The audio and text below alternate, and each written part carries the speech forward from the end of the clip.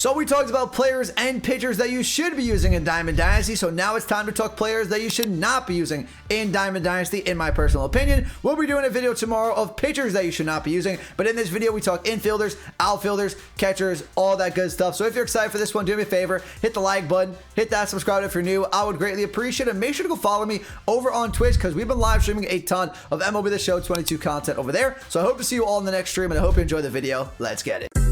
Minika, watch me on Twitch, ooh, I'm streaming. I'm on YouTube, subscribe to the channel, red button beaming. Let's get that sub count, take over YouTube, ooh, we teaming. My content so high, ooh, yeah, I'm steaming. Ooh, yeah, I'm steaming. Red button beaming.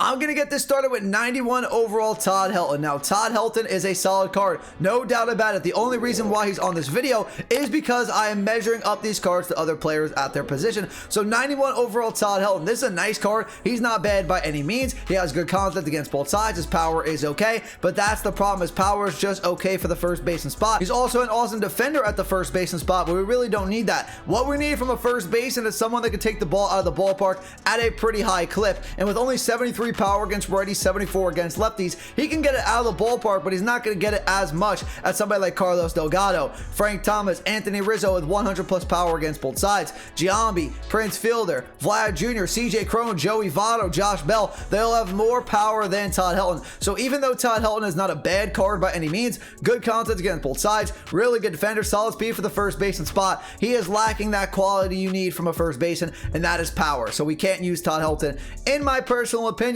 Next card up is going to be 88 overall David Ortiz, another first baseman. Good stats against righties, no doubt about it, but again, doesn't measure up to some of the cards like Giambi, Ryan Howard, Frank Thomas, Carlos Delgado, Vladimir Guerrero Jr. I will take all those cards over David Ortiz. Also, Ortiz doesn't have great lefty hitting split, so he's going to be a first baseman that's really one-sided here. You're not going to be able to hit lefties really well. With David Ortiz, you can hit lefties pretty solid. He does have a solid swing, but I would say somebody like Ryan Howard has a better swing, better against righties, and better against lefties, and they're in the same cover athlete program than David Ortiz. We're definitely going to get an upgraded Ortiz down the road, but I personally right now wouldn't use that David Ortiz card. Next card up is going to be 91 overall Craig Biggio as we go to the second baseman spot. Now Biggio is going to find himself onto the top 10 second baseman's list. That just shows you how thin second basemans actually are, because this card is not very good, because the power against both sides not very good. His contact is okay. Not a big fan of Craig Biggio's swing. He's not a switch-handed bat. He's not a lefty bat. He's a righty bat. He's just okay at the plate. He has a solid defender and solid speed, but I would rather have like Chase Utley, Ryan Sandberg. I would rather have a really cheap option in Jazz. Ray Durham is very good in the White Sox collection. You can also take a shortstop like Corey Seager, Francisco Lindor. You can take Marte from the outfield, the new 93 version, put him at second base. I would like all those guys over Craig Biggio, and the same could be said with Marcus Semien, who was pretty good as an 87, 88 overall live series card, but now at an 85, his contact is just too low. He's going to have the reverse of Craig Biggio, basically. Bad contact, really good power, but he is going to get inside edge boost. But compared to some of the other second basemans and shortstops you could play at second base, I wouldn't go ahead and play Marcus Semien. His fielding stats, his speed, definitely not bad, but there's better options in the infield. Third base is a very tough position because honestly, third base is completely stacked and there's not a lot of bad options, especially at the top. You can use any of these cards for the most part and be in a really good position, but the one I personally don't like, I don't see a lot of him, but I'm just going to note just in case somebody did the Phillies live series collection, you're a Phillies fan, you really like Mike Schmidt, keep using him. But personally, 87 overall Mike Schmidt, I've never been the biggest fan of his swing. He's not good enough against righties at all, so I would not use this card. He's good against lefties, so I guess you could platoon Mike Schmidt here, keep him on the bench to face a lefty if you want to bring him in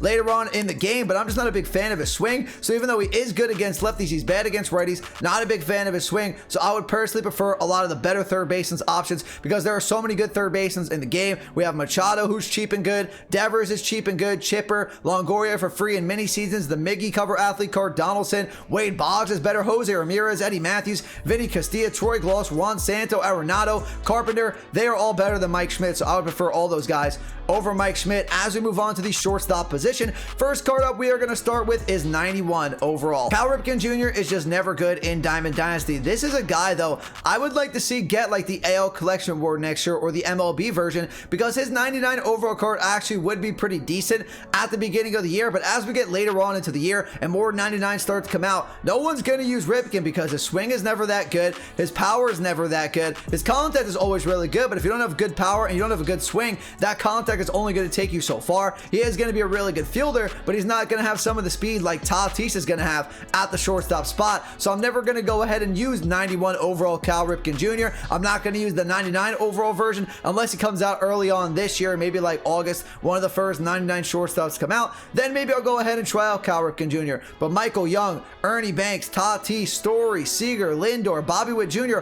all better, and that's just off the top of my head. The other shortstop we are going to talk about is 90 overall Wander Franco, and I love Wander Franco's 99 card at MLB The Show 21, but the 90 overall face of the franchise version, just not it. He is a switch-handed bat, pretty solid swing, but he's just not good enough against righties, and he's not even that good against lefties, honestly. His live series card is not much worse than this 90 overall version. 106 contact against lefties is by far his best hitting stat. After that is contact against righties, power against lefties, 75 apiece, isn't that great. 57 power against righties, definitely not very good. Good fielder, good speed, but you can get that for some of the other shortstops that are going to make my top 10 shortstops list, which you all should go check out. So Wander and Cal Ripken, wouldn't use those guys at the shortstop position. At the catcher spot, we have this 90 overall Gabriel Moreno, who's about 40,000 stubs, completely overvalued. No reason to get this card unless you're picking him up for the prospect collection, but this card as a whole doesn't measure up to some of the other cards in the game like Adley, Jorge Posada, Gary Carter, Joe Mauer. I would say Sean Murphy's better. Maybe even the Realmuto might be better, honestly, than this Gabriel Moreno. I'm not a big fan of that Realmuto card either. So Gabriel Moreno does have good contact, but that's about it. Doesn't have great power for the catcher position. He's an okay fielder behind the dish with a decent arm. Doesn't have a cannon of an arm. Doesn't have the best defensive stats behind the plate. He is fast though for a catcher. I'll give him that. But for 40,000 stubs, I'm not getting him for 62 speed.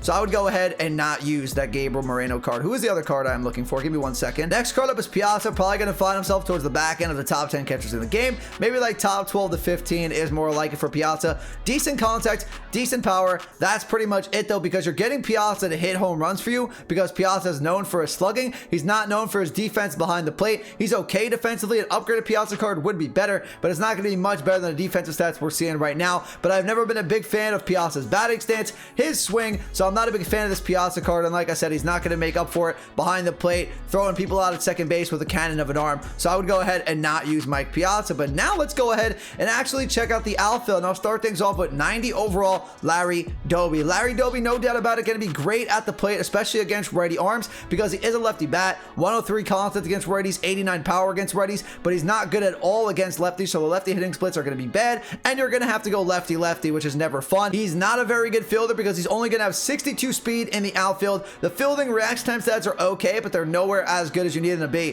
for a center fielder. 80 fielding, 75 reaction time. So Larry Doby could be a really good bench bat for you because he is only about 10,000 stubs. So if you do want to come off the bench, he can do that, hit righties for you late in the game, but there's better center fielders option. If we just go ahead here, take a look at a lot of these face of the franchise cards: Buxton, Trout, Robert, Acuna, Bellinger, Julio Rodriguez. I would take all those cards over Larry Doby. Kenny Lofton, glitchy swing, better contact, better speed, better defender. I would take Lofton as well. Eric Davis too, Grady Sizemore, Hank Aaron, this Ketel Marte, a lot of better options than Larry Doby. The other card we'll talk about is the Brewers Collection Award, and again, I don't see a lot of Robin Yount, but if you are using Robin Yount, I don't know why you're using him because he's not a very good card. His power is too low, not a great defender for the center fielder or any outfielder spot, doesn't have a great arm to put him in right field, doesn't have great speed either, so the only reason to use this card is for the good contact, but doesn't have a great swing, doesn't have great power, not a great defender, so I wouldn't go ahead and use Robin Yount. Two more cards we are going to talk about. First one up is going to be 90 overall Tim Salmon. Now when you take a look at Tim Salmon's hitting stats,